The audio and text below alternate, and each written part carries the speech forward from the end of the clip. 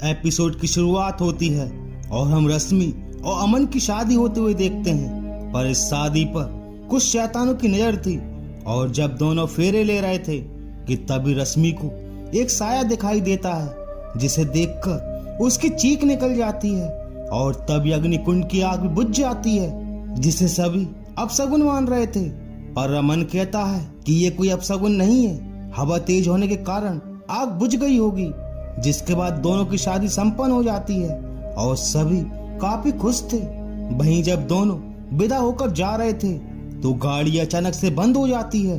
अमन गाड़ी से बाहर निकलता है पर तभी वो शैतान रश्मि को फिर से दिखाई देता है जिससे उसकी सांसें थम जाती हैं। जहां अमन उसे समझाता है कि यहाँ कोई नहीं है और दोनों अपने घर आ जाते हैं जहाँ दादी दोनों का स्वागत करती हैं। पर रश्मि कहती है कि ये दोनों तो शादी में थी, इतनी जल्दी घर कैसे आ गईं? जहाँ अमन समझाता है कि ये दोनों रात में ही निकल गई थी और दादी जो बोल नहीं पाती थी और वो भी अजीब तरह से कोई मंत्र जैसा पढ़ रही थी जिसे सुनकर रश्मि को काफी अजीब लगता है। जहाँ दादी उसे काला टीका और काला ताबीज पहनाती हैं और सभी घर के अंदर आ जाते हैं जहाँ रश्मि एक तस्वीर देखती है। पर तभी वो तस्वीर अपना रूप बदल लेती है और अब रश्मि की हालत खराब हो चुकी थी। जहाँ अमन उसे समझाता है पर रश्मि कह रही थी कि जब से वो यहाँ आई है उसे काफी अजीब लग रहा है। वहीं दादी रश्मि को एक शरबत देती हैं जिसे पीकर उसे काफी अजीब लग रहा था। सब धुंधला धुंधला और वो अपने आप को ही देखकर काफी डर जाती है जिसे देखकर दादी और दोनों औरतें काफी हंस रही थी। वहीं अमन आकर उसे अपने कमरे में ले जाता है जहाँ अमन बता रहा था कि दादी माँ की पसंद कितनी खूबसूरत है। दादी ने आपको बचपन में ही कहीं देखा होगा और उस दिन से आज तक वो यही कहती आई कि मैंने तेरे लिए लड़की ढूंढ ली है और भाई इस घर की बहू बनेगी और आज देखो तुम मेरे पास हो। और तभी रश्मि को वो साया फिर से खिड़की में दिखाई देता है और वो डर जाती है। जहाँ अमन उसे सुला देता है कि तुम ज्यादा थक गई होगी, आराम करो। और उसी रात हम देखते हैं कि काफी सारे हाथ रश्मि के पेट को छू रहे हैं। रश्मि चीखती है, चिल्लाती है पर उसका मुंह दबा दिया जाता है और रश्मि एक अलग ही दुनिया में पहुंच जाती है जहां उसे वो शैतान अपनी तरफ आते हुए दिखाई देता है और वो शैतान रश्मि के साथ अपने संबंध बना लेता है। वहीं अगली सुबह अमन कहता है कि तबीयत ठीक है आपकी, जो रात में अधूरा रह गया था क्या हम उसे पूरा कर लें? और जैसे ही अमन पास आने की कोशिश करता है वो साया रश्मि को फिर से दिखाई देता है और वो अमन को धक्का दे देती है जिससे उसके सर से खून निकलने लगता है। जहां वो कहता है कि ठीक है मैं ठीक हूँ, मेरा दोस्त डॉक्टर है, उसे दिखा कर आता हूँ। पर रश्मि को समझ नहीं आ रहा था कि ये उसके साथ क्या हो रहा है। वहीं जब रश्मि कपड़े धो रही थी तो उसे अजीब से मंत्रों की आवाज आ रही थी और जब वो कमरे में जाकर देखती है तो दादी और दोनों औरतें किसी प्रकार की तंत्र साधना कर रही थी। जहाँ दादी इशारे में कहती हैं कि तुम जाओ यहाँ से। और तभी रश्मि को अचानक से पेट में दर्द होने लगता है, उसे काफी तेज भूख लग रही थी और तभी उसे एक मुर्गा दिखाई देता है और तभी उसके चेहरे पर एक अजीब तरह की मुस्कान आ जाती है। जहां हम देखते हैं कि रश्मि उस मुर्गे को कच्चा ही चबा रही है जिसे देखकर दादी काफी खुश हो रही थी। भाई अमन भी घर पहुंच जाता है और वो जल्दी से उसके पास आ जाती है जहां उसका मुंह लिपटा हुआ था। जहां अमन पूछता भी है कि ये तुम्हारे चेहरे पर क्या लगा हुआ है, पर रश्मि बहाना बना देती है।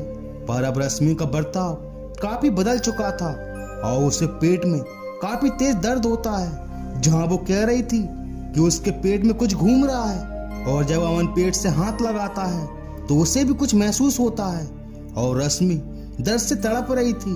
जहां वो कहती है कि अमन अगर हम आपसे एक बात कहें तो क्या आप मानेंगे?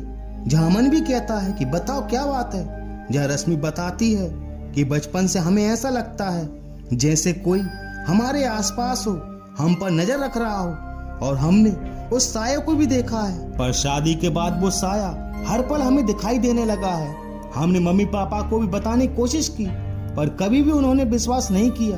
पर अब तुम ही हो जिसे हम ये बता सकते हैं, हमारी बात पर विश्वास करो।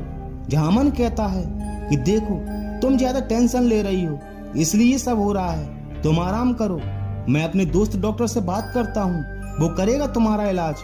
वहीं जब डॉक्टर उसको चेक करता है तो उसे जोर का झटका लगता है और तभी दादी इशारे में कहती है कि जाओ यहाँ से, हमें नहीं करवाना इलाज, मैं खुद इसकी देखभाल कर लूंगी।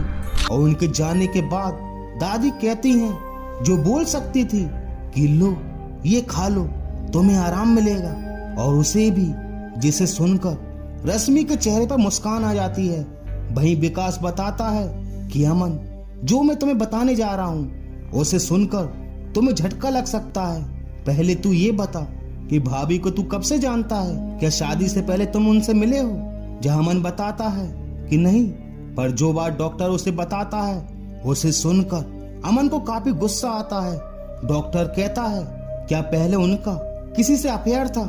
क्योंकि भाभी 4 महीने की प्रेग्नेंट है। जिसे सुनकर अमन भड़क जाता है कि क्या बकवास कर रहा है, कल तक तो सब ठीक था, फिर आज अचानक 4 महीने की प्रेगनेंसी और एक दिन में इतना पेट कैसे बाहर आ सकता है?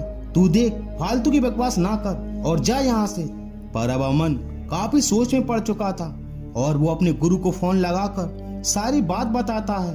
जहाँ गुरुजी कहते हैं कि एक दिन में 4 महीने की प्रेगनेंसी ये कोई आम बात नहीं है, जरूर बिटिया पर किसी पिशाच का साया है। मैं इसमें तुम्हारी मदद नहीं कर सकता, पर मेरे गुरु अवश्य कर सकते हैं, जाओ उनके पास। और अमन पता पूछते पूछते गुरुजी के पास पहुंच जाता है और उन्हें सारी घटना बताता है। जहाँ गुरुजी कहते हैं कि तुम्हारी बीवी के पेट में एक पिशाच का बच्चा है, चुनी गई है तुम्हारी बीवी उस बच्चे के लिए। बचपन से लेकर शादी तक उस पिशाच को पूजने वाले हर वक्त रश्मि पर नजर रखते थे। और मैं ये भी बता सकता हूँ कि तुम्हारी दादी और उसकी साथी उस पिशाच की पूजा में शामिल है, इसलिए तुम्हारी दादी ने तुम्हारी शादी रश्मि से करवाई। और आज चंद्र ग्रहण है, आज अगर वो बच्चा पैदा हो गया तो अनर्थ हो जाएगा। तुम्हें किसी भी तरह उस बच्चे को पैदा होने से रोकना होगा, पर अगर एक बार चंद्र ग्रहण शुरू हो गया तो तुम उनका कुछ नहीं बिगाड़ पाओगे। इस अग्नि में से अग्नि ले जाओ और उस पिशाच के सभी समर्थकों को और पुजारियों को जला दो। और अमन अग्नि लेकर अपने घर पहुंच जाता है, जहां वो देखता है कि रश्मि का बर्ताव काफी अजीब हो गया है और वो उसे ले जाने की कोशिश करता है, पर उसकी दादी उसे घायल कर बेहोश कर देती हैं और कहती हैं कि आज हमारे पिशाच का जन्म होने वाला है और कोई भी इसके बीच आएगा वो मारा जाएगा। और दादी रश्मि को वहां से ले जाती हैं और उसे नहला धुलाकर तैयार कर देती हैं। वहीं अमन भी होश में आ चुका था और वो भी उसी कमरे में पहुंच जाता है जहां दादी कहती हैं कि तुझे खुश होना चाहिए कि तेरी बीवी हमारे पिशाच के काम आ रही है।